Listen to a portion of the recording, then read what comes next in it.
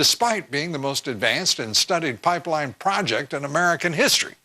Joining us tonight, Congressman Bob Latta, a member of the House Committee on Energy and Commerce, and it is great to have you with us. Well, thanks very much. Great to be here. Your reaction first to the EPA. This looks like this is an intramural fight within the administration that will have big consequences. Well, you're absolutely right. This is the most studied pipeline, I think, in history. We've had, just last week, they finished a supplemental that was done on April the 22nd, which is now starting another 90-day report that they're going to be doing.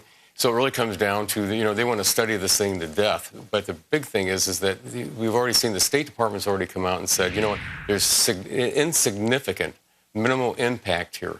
So it's got to go forward because, again, we're talking about 830,000 barrels of oil that would come into the United States from Canada, and it would create 20,000 jobs direct and another 100,000 indirect.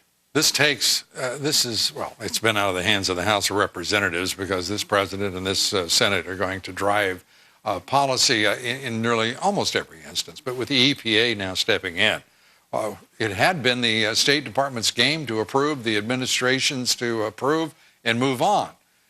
People forget the EPA is this administration. This is the president speaking. This isn't the EPA. You're absolutely correct, because what's going to happen, what's supposed to happen is that the State Department would say, you know what, this is in the national interest of the United States to have this pipeline. Then the president would give that presidential permit to get this thing moving. And sitting in committee, and we've heard it over and over and over from folks, from the EPA saying, well, there's this problem and that problem.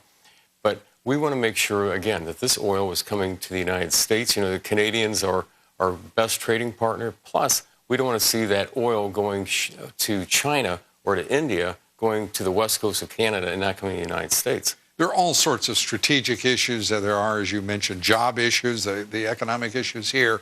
There's also just good judgment and an architecture of values that will set the stage for the country's destiny through at least this century. We are the world's richest nation in terms of energy reserves.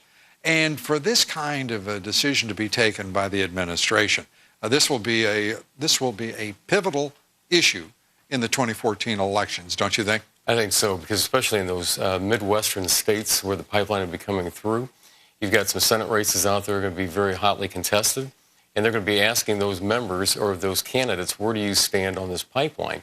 And again, when it's coming through these states, it's just not, people have got to remember, this is a private line. This has nothing to do with the federal taxpayer dollars. This is a private line that will create those jobs, that will bring that oil into this country, and that's going to be a big issue out in those states. I want to turn quickly to a very important decision today, a very important ruling by the Department of Environmental Protection, the State Department of Environmental Protection in Pennsylvania, ruling that there is no evidence whatsoever to connect natural gas drilling with high levels of methane found in private water supplies in the town of Franklin Forks, Pennsylvania. This clears the way for fracking in Pennsylvania. Is it a boon nationwide, next door, for example, in New York? Well, I think it's important because what you're looking at is individual states are out there, putting the regulations and laws on the books that they have to do. And when you look at the federal government coming in, or the EPA saying they're going to have a one-size-fits-all, that's what we've been arguing against, because what they do in Pennsylvania is different than they do in Ohio or Oklahoma or North or South Dakota. So it's completely different. So, when the states are out there, because, they're the closest to the people, they're the ones who are going to have to answer to their constituents faster. And so I think that's a very important ruling. Speaking frankly, this is a war between the Obama administration's Environmental Protection Agency and industry, particularly the petroleum industry, the chemical industry across this country. Who's going to win it? I really hope the American people win it. And when I say the American people, it's the jobs that were created. We're talking over 3 million jobs, most likely, in oil and natural gas production in this country. And you're absolutely right. When you're talking about where we've come, 25, 30 years ago, people were saying this country has no energy, it has no supplies.